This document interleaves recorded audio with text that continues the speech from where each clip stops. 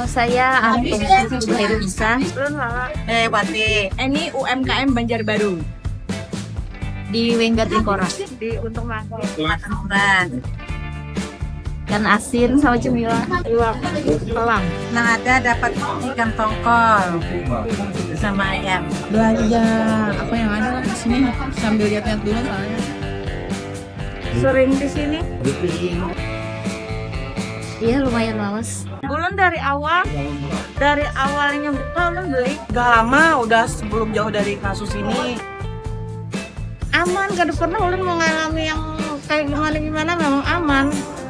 Dan memang suka beli di sini gitu, nah daripada di lain-lain lengkap di sini. Masalah ikan apa enak itu kalau dimasak. Wah, enggak, fresh aja ikannya ini kan cepat putaran ikan dari Mamas ini untuk putaran penjualannya kan nggak yang lama-lama atau berapa bulan, berapa tahun gitu, masih fresh ikannya. Nggak pernah karena memang kami biasanya juga buat oleh-oleh ke Jawa, memang belinya di sini. Nggak pernah ada keluhan ini dan itu, dan setahu kami juga kan biasanya barang-barang di sini memang fresh. Kalau barang datang biasanya kan ownernya suka posting di IG gitu. Ini ada Bang ulun melihat. Pertama kali beliau speak up di IG itu sih langsung lihat sih. Iya, biasanya kan lewat tuh di beranda TikTok. Aduh, sangat disayangkan gitu, Pak.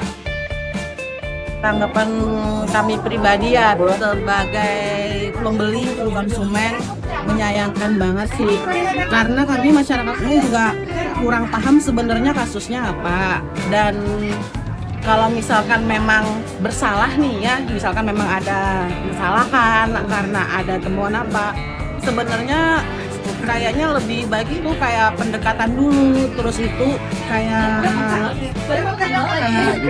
pendampingan gitu. Itu aja sih, kayak kaget aja gitu. Menyayangkan sangat, nggak masuk akal gitu.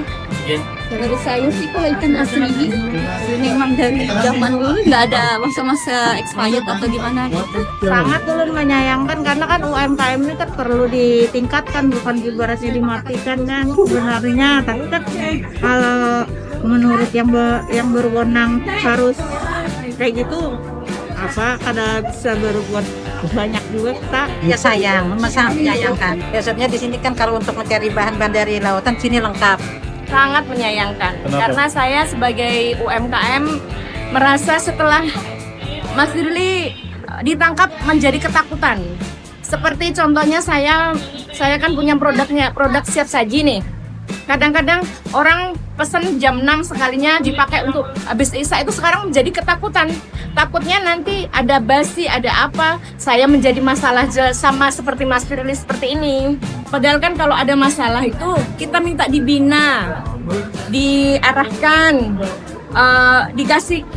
dikasih peringatan lah, dikasih pengarahan agar supaya kita bisa maju. Itu seharusnya. Hari ini Mamas Banjar tanggal 12 Mei ini memang khusus. Hari ini ngobrol barang-barang sisa yang ada di gudang.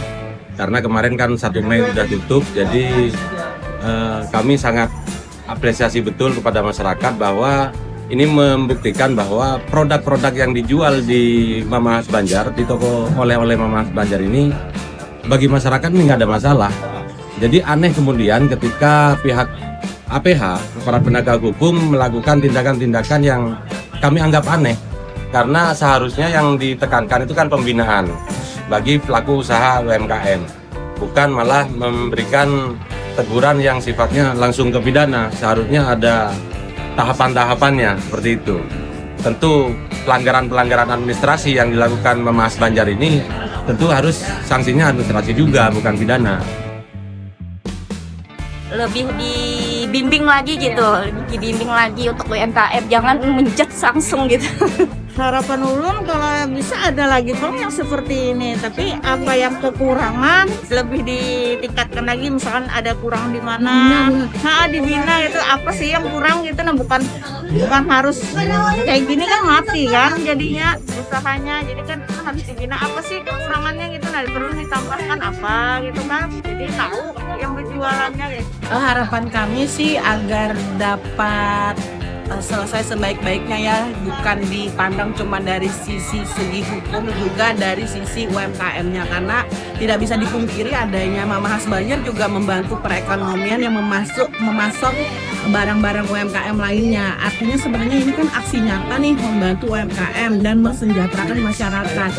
Untuk Bapak Menteri, saya mohon mewakili UMKM Banjarbaru untuk kami minta dibina, diarahkan gimana caranya untuk bisa mengetahui silsilah hukum dan perizinan kami serta masa depan usaha-usaha kami untuk perdepannya seperti apa.